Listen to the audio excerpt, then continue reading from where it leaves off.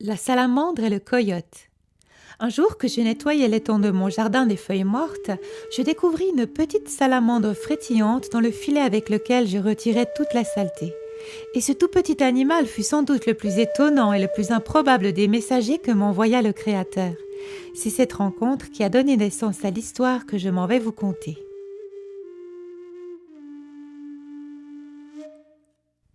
Dans les plaines où la prairie sauvage ondulait sous la brise, vivait une petite fille appartenant à une tribu brave et fière.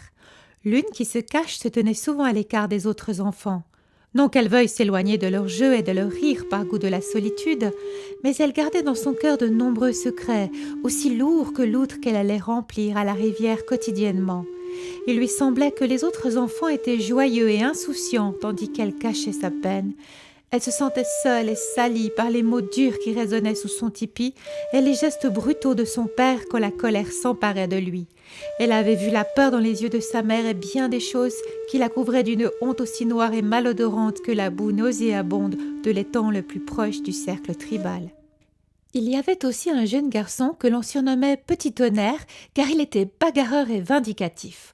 Petit Tonnerre n'était pas un mauvais garçon. À vrai dire, il avait un sens aigu de la justice et faisait souvent preuve de compassion envers tous ceux qui étaient faibles ou tristes. Mais il ne supportait pas l'injustice et la moquerie. Aussi, quand l'un des jeunes guerriers de la tribu se montrait injuste ou arrogant, Petit Tonnerre était incapable de tenir sa langue et levait le poing afin de se dresser contre tous ceux qui lui cherchaient querelle, ce qui lui attirait bien des ennuis.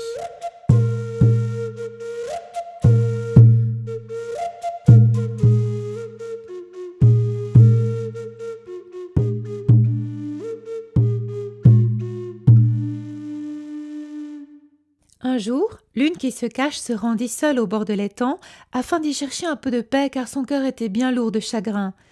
Comme il avait plu et venté pendant la nuit, l'étang était boueux et obstrué par des feuilles mortes qui pourrissaient à la surface de l'eau. Elle entreprit de ramasser les détritus à l'aide d'un bâton, puis retira de ses petites mains graciles la boue et les feuilles qui se trouvaient à sa portée.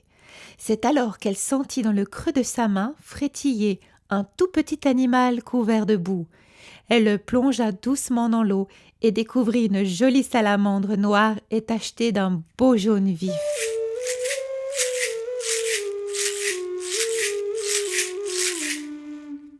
Comme tu es jolie, dit l'une qui se cache.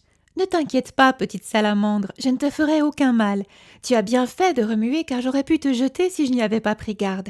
Je veux seulement nettoyer l'étang dans lequel tu vis. » « Oiseau, répondit la salamandre, merci, je serai bien plus heureuse lorsque l'eau de l'étang sera à nouveau propre et transparente. On étouffe ici. » Comme l'une qui se cache essuyait une larme du revers de sa tunique, la petite salamandre reprit. « Il me semble que ton étang à toi est aussi inhospitalier que le mien. »« Je ne vis pas dans un étang, sourit la petite fille. Mais tu as raison, là où je vis, il y a beaucoup de boue et de saleté. C'est si dur que je viens ici à l'écart des autres, afin de pleurer quand personne ne me voit. Garderas-tu mon secret, petite salamandre? Je ne voudrais pas que les autres sachent. » « Eh bien oui, je garderai ton secret, promit le petit animal. Cependant, je voudrais t'enseigner quelque chose. Lorsque tu es en danger, tu ne devrais pas te cacher de tous, car alors personne ne peut t'aider. Moi, j'ai l'habitude de signaler ma présence en frétillant jusqu'à ce que l'on prenne garde à moi. N'est-ce pas dangereux? Demanda l'une qui se cache. Oui, si un prédateur venait à croiser mon chemin, je me cacherais sans bouger, répondit la salamandre. Mais lorsqu'une main secourable vient m'aider, je n'ai pas peur de montrer que j'ai besoin d'aide. Sais-tu que le Créateur voudrait prendre soin de toi et te retirer de la boue dans laquelle tu survis, tant bien que mal? Non, dit l'une qui se cache. J'ai toujours pensé que le Créateur me trouverait bien sale et j'avais honte. Aussi, je ne lui ai jamais demandé son aide. Eh bien, sache qu'il t'aime et qu'il voudrait nettoyer ton étang de tout ce qui t'empêche d'y grandir dans la paix et dans la joie. Toi aussi tu as de jolies couleurs et il serait bien dommage de rester couverte par ta honte et ton chagrin. Le Créateur a envoyé son Fils, Jésus, qui peut devenir ton meilleur ami. Et tu verras que tu te feras aussi des amis parmi les autres enfants. Montre-lui que tu es là et que tu as besoin de son aide. Il est très attentif et ne te fera aucun mal, dit encore la petite salamandre avant de replonger sous une feuille de nénuphar.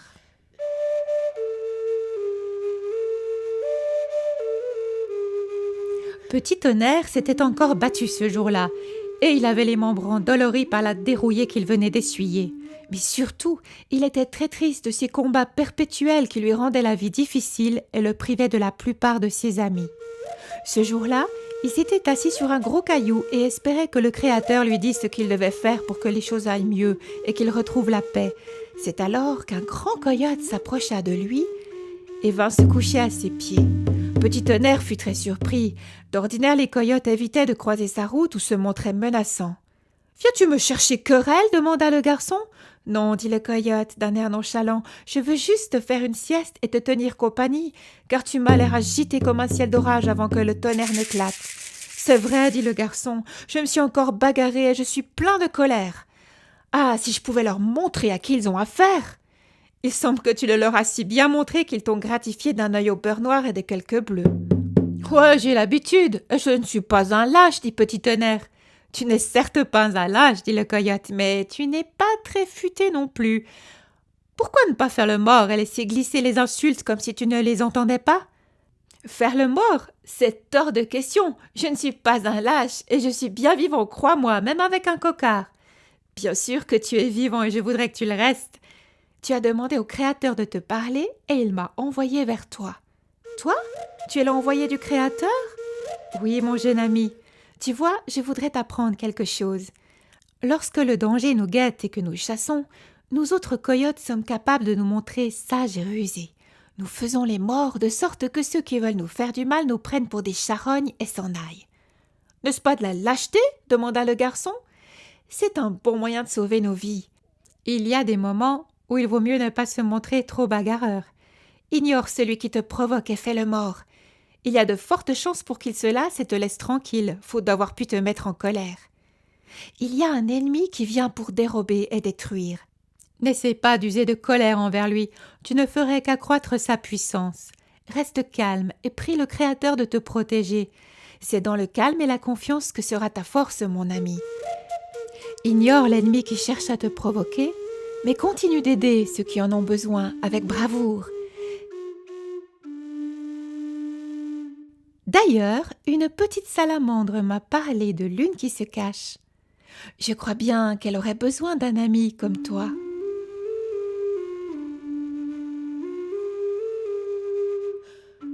L'une qui se cache se souvint des conseils de la salamandre et ne chercha plus à se cacher tout au fond de son chagrin. Lorsque Petit Tonnerre chercha à être son amie, elle lui fit confiance et petit à petit lui raconta ses peurs et ses chagrins.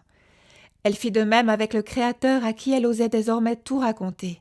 Elle s'en trouva beaucoup mieux et reçut beaucoup d'amour et de soutien, bien plus qu'elle ne l'aurait imaginé au temps où elle avait si peur d'être rejetée de tous. Petit Tonnerre apprit bien vite qu'il y a beaucoup plus de joie à aider qu'à se bagarrer. Il a beaucoup grandi depuis et sait se montrer courageux face à ses ennemis. Mais il sait aussi faire le mort quand cela est nécessaire et prendre le temps de réfléchir avant de dresser le poing. Le coyote, qui a beaucoup vieilli, m'a dit les avoir vus tous les deux main dans la main, à l'heure où le vent caresse l'herbe de la prairie et où le soleil flamboyant se couche derrière les collines. Ils avaient l'air heureux. « Ah oh !